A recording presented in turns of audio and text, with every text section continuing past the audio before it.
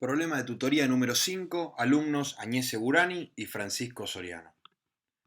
En este caso tenemos a nuestra paciente que su motivo de consulta es: quiero nuevas prótesis y si es posible algo fijo mejor, al menos la parte de arriba. Los datos relevantes positivos de esta paciente: paciente femenino de 52 años, fotografías clínicas y radiográficas. Toma Jasmine, levotiroxina y liotironina.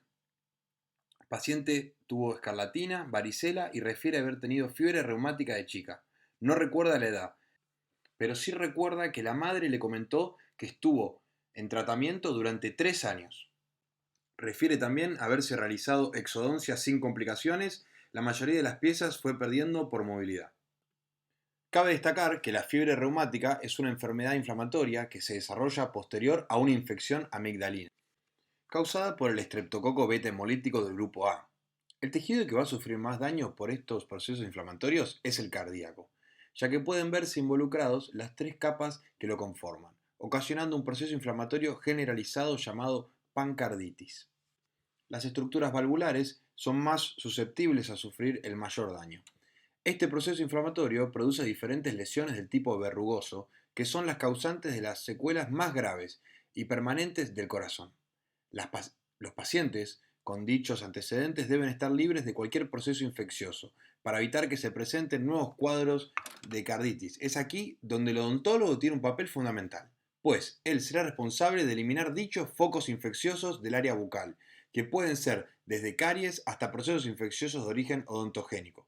Por lo tanto, debemos tener en cuenta que estos pacientes son capaces de producir endocarditis bacteriana. Por lo tanto, dar profilaxis antibiótica para cualquier procedimiento odontológico sangrante. En caso del tratamiento de esta paciente será de suma importancia. Por otro lado, la escarlatina es una enfermedad infecciosa exantemática de origen bacteriano y de distribución universal que afecta a individuos a partir de los 3 años de edad. El agente responsable es el estreptococo beta hemolítico del grupo a través de una exotoxina eritógena. La escarlatina, a nivel bucal, cursa con un exantema muy marcado en la lengua, la cual aparece cubierta por un exudado blanco amarillento. Las papilas linguales sobresalen hiperémicas, estando engrosadas y dando el aspecto de lengua aframbuesada. La medicación Jasmine es una píldora anticonceptiva que contiene 2 hormonas femeninas, un estrógeno sintético llamado etinilestradiol y un progestageno llamado drospirenona. La drospirenona, en combinación con etinilestradiol, se utiliza como anticonceptivo para tratar el trastorno disfórico premenstrual. En combinación con estradiol se utiliza para tratar síntomas de la menopausia y trastorno disfórico premenstrual.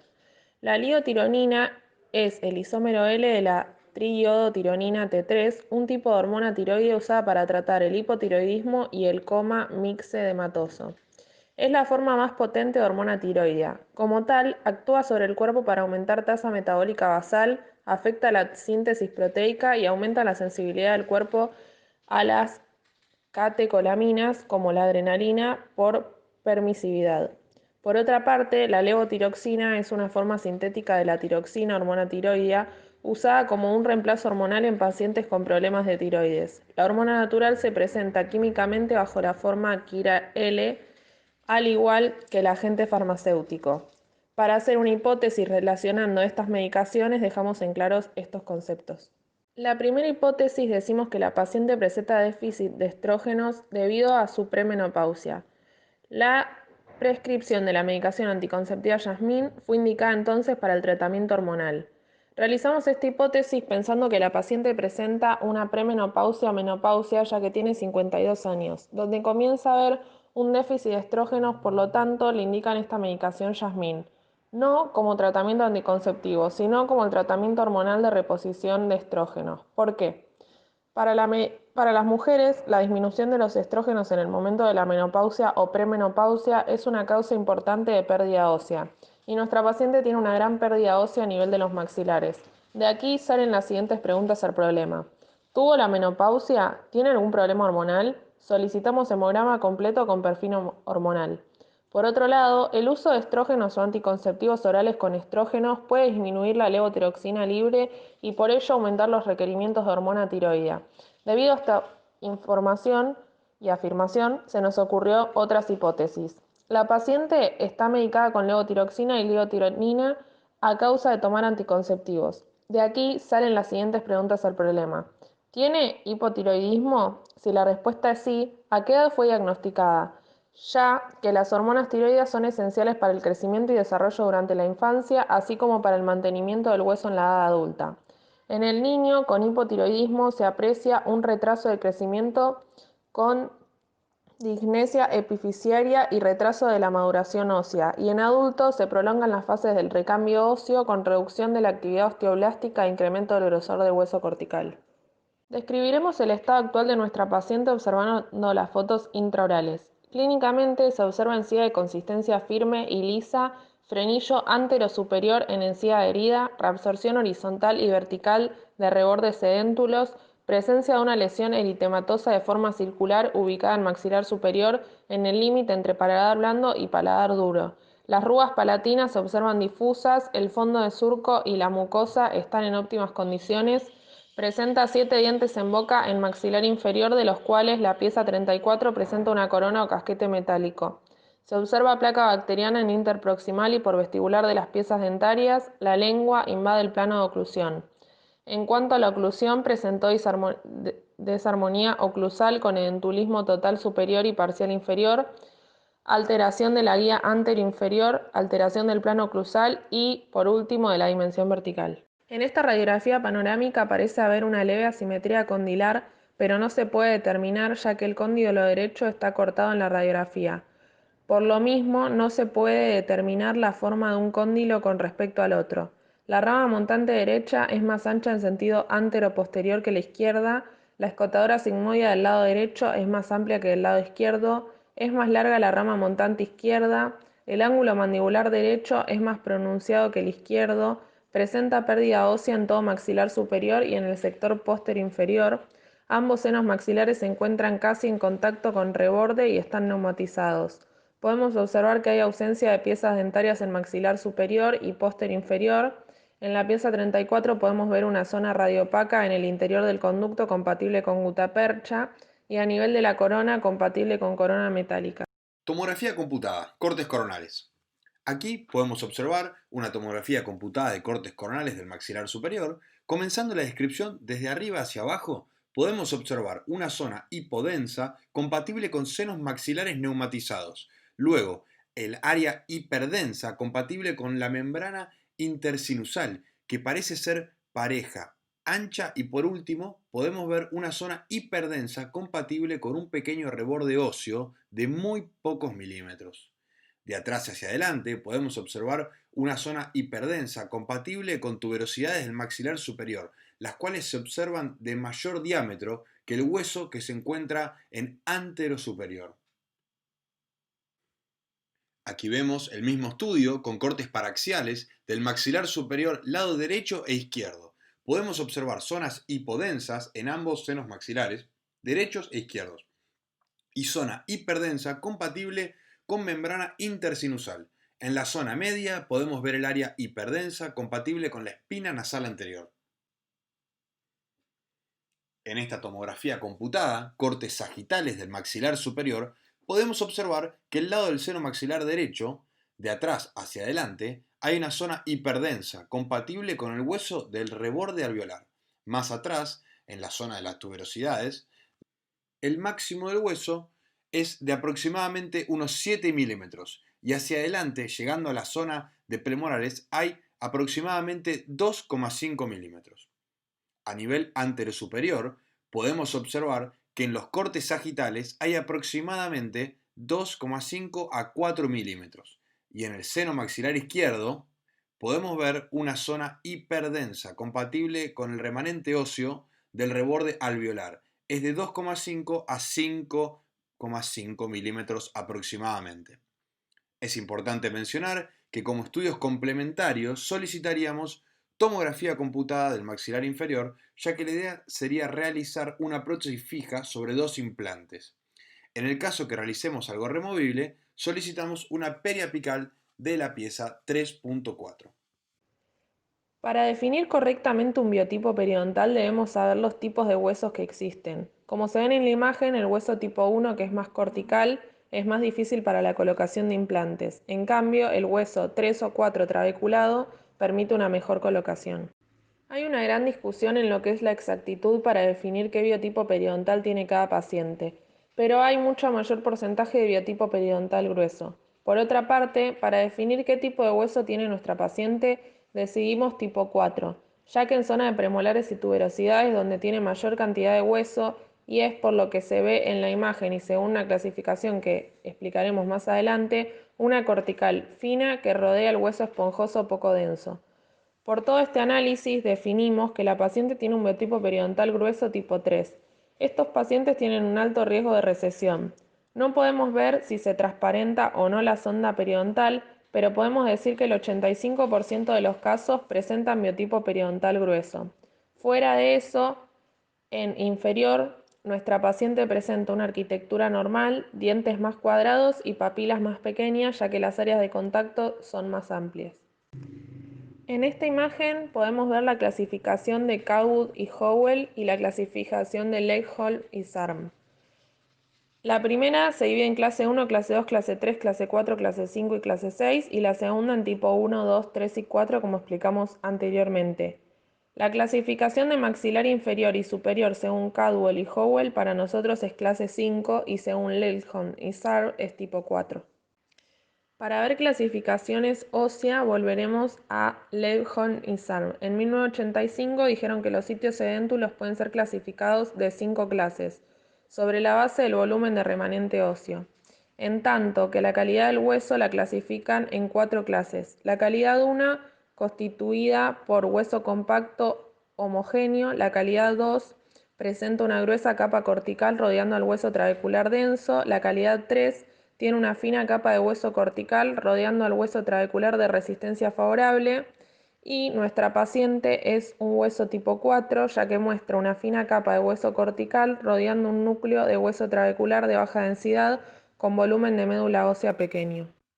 A su vez, Misch, teniendo en cuenta las densidades óseas macroscópicas del maxilar y la mandíbula, describe las siguientes categorías: D1, cortical densa; D2, cortical porosa y trabéculas finas; D3, cortical porosa, delgada y trabéculas finas; D4, trabéculas finas. Determinamos a nuestro paciente como un D3.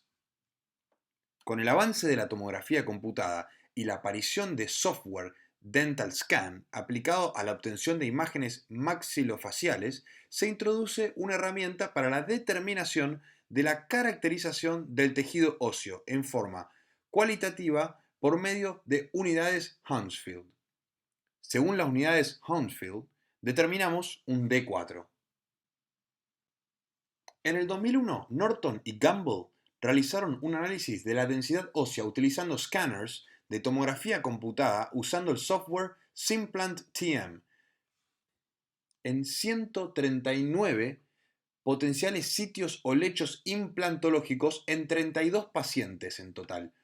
Los mismos eran total o parcialmente desdentados, encontrando una fuerte correlación entre valores de UH y valores de densidad subjetiva, según la clasificación de Legholm y Sarb, en huesos tipo 1 y 2, pero no en tipo 3 y 4, presentándose un amplio rango de valores Hounsfield para cada clase ósea. Se encontró también una fuerte correlación entre la densidad ósea, UH, y regiones anatómicas de la boca. En 1984 el Dr. Misch dio una clasificación del reborde alveolar residual según el espacio disponible. Diferenciando en el sentido bucopalatino, describió dos tipos: tipo A, 5 milímetros o más, y tipo B, 2,5 a 5 milímetros. Mientras que en el sentido vertical describió: grado 1, el hueso maxilar remanente es mayor de 10 milímetros; grado 2, el hueso maxilar remanente es de entre 8 y 10 milímetros; grado 3, la altura ósea residual está comprendida entre 4 y 8 milímetros; y grado 4, el hueso maxilar remanente es menor de 4 milímetros. Si eligiéramos esta clasificación sería un grado 3B. Pero para finalizar con todas las clasificaciones óseas, utilizaremos esta clasificación de Misch del año 1984 a 1987 y determinamos que es un SA3, ya que tiene altura ósea de 5 a 10 milímetros, no llega a 10, pero tiene sectores mayores a 5 milímetros. Para esta determinación, la técnica quirúrgica sería levantamiento del piso del seno maxilar por pared lateral, aumento en altura ósea mayor a 12 milímetros y luego el implante debe colocarse 2 a 4 meses después del tratamiento. Para la colocación de implantes en la zona posterior debido a la neumatización del seno maxilar, se debe realizar un levantamiento de la membrana del seno maxilar para injertar hueso y ganar el volumen necesario para la colocación de implantes. Como ya clasificamos al paciente anteriormente, es SA3. Es por esto que utilizaremos la técnica de aumento de seno de abordaje lateral o ventana lateral. Fue descrita por primera vez por Tatum en 1986 y posteriormente por Boyne y James. Consiste en realizar una ventana en la pared lateral del seno maxilar y en la elevación o despegamiento de la membrana sinusal de las paredes óseas. El diseño de la ventana debe ser curvo, generalmente redondo o elíptico, porque se adapta mejor al contorno del seno y parece proteger mejor la membrana, ya que el trazado rectangular crea vértices y por tanto aristas. El hecho de que haya aristas ocasionará más riesgo de perforación de la membrana de Schneider. El despegamento de la membrana de Schneider debe realizarse mediante despegadores romos, cortos y angulados. Se comienza por el perímetro exterior del diseño de la ventana, seguido del despegamiento de la parte inferior, suelo y pared medial o posterior. Se debe de elevar la membrana solo hasta conseguir la dimensión vertical necesaria para colocar el material de injerto óseo necesario. Los condicionantes anatómicos que modifican la técnica son los tabiques o septos intrasinusales completos o incompletos de Underwood, los cuales presentan una incidencia entre 16 a 58%, según la literatura, incompletos y sobre ellos la membrana suele ser más fina. Las estructuras vasculares, arterias intra o extraóseas. El material del injerto debe tener capacidad osteogénica, que es el crecimiento óseo por células procedentes del propio injerto, capacidad osteoinductiva, estimulador de células pluripotenciales indiferenciadas que estimula el desarrollo de células formadoras de estirpe ósea, capacidad osteoconductora, que es el crecimiento óseo por aposición sobre una superficie para proporcionar un resultado óptimo. Los injertos de hueso autólogo están considerados como el mejor biomaterial para la realización de la técnica de elevación del seno maxilar. No obstante, presenta como principal inconveniente su alto grado de reabsorción. Para evitar este contratiempo, lo que se recomienda es usar hueso autólogo particulado al 50% con 50% de biomaterial. Según nuestro criterio, para utilizar hueso autólogo podemos tomar hueso de alguna zona dadora de la boca para no pasar a hacer una cirugía más compleja aún. Por ende, como nuestra paciente no tiene suficiente hueso, otros biomateriales son los aloinjerto, provienen de tejido óseo de individuos de la misma especie, presentan propiedades osteoconductoras que estimulan la formación de hueso. El seno injerto es un sustituto óseo procedente de especies distintas al receptor, bien de animales o minerales semejantes al hueso, y los sustitutos óseos aloplásticos son materiales de naturaleza inerte, no orgánica, sintéticos y al igual que los senoinjertos, osteoconductores. En este caso utilizaremos senoinjerto.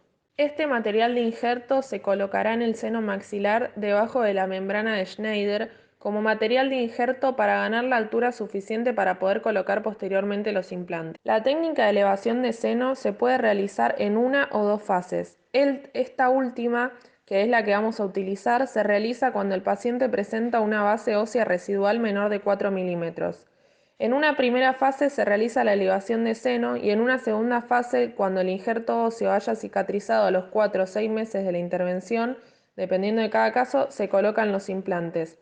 Encontramos mucha bibliografía con respecto a la colocación de implantes. Basándonos en la clasificación de Misch, colocaremos los implantes en dos fases.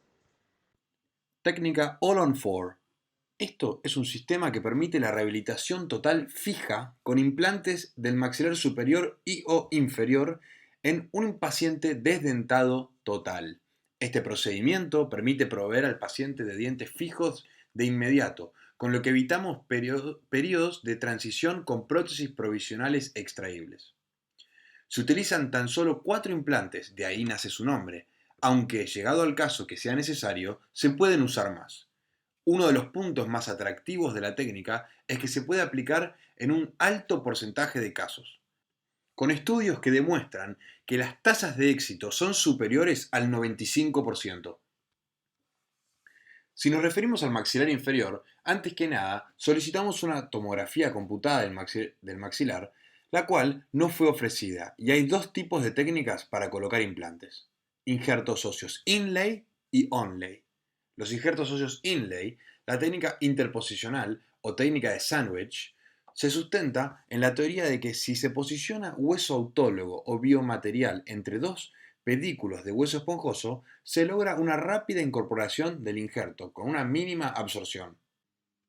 Los injertos óseos onlay es una técnica quirúrgica que se basa en la obtención de un injerto en bloque intraoral o extraoral, o bien en el empleo de biomateriales para su posterior colocación mediante tornillos de osteosíntesis en la zona del defecto y lograr aumentos, tanto en el ancho como en el alto del hueso.